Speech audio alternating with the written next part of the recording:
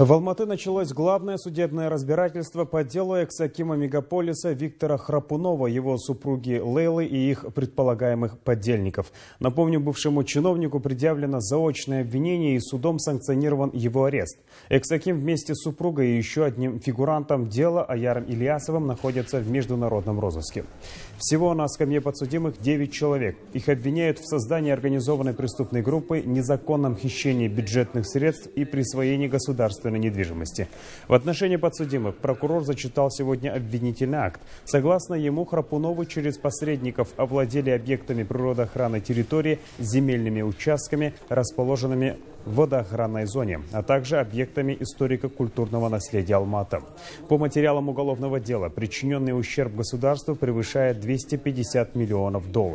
Большая часть суммы регулярно переводилась в Швейцарию на счет дочери под видом предоставления материальной помощи, отметил гособвинитель.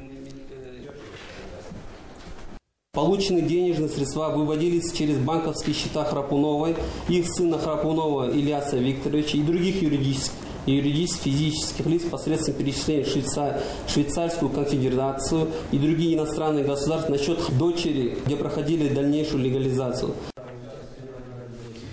Напомню, уголовное дело в отношении Храпуновых и других лиц в специализированный межрайонный суд по уголовным делам Алматы поступило 17 июля. На предварительном слушании подсудимые частично признали вину в предъявленных им преступлениях. Их адвокаты просили суд прекратить уголовное преследование в отношении подзащитных, однако ходатайство отклонили. Судебное разбирательство продолжится завтра.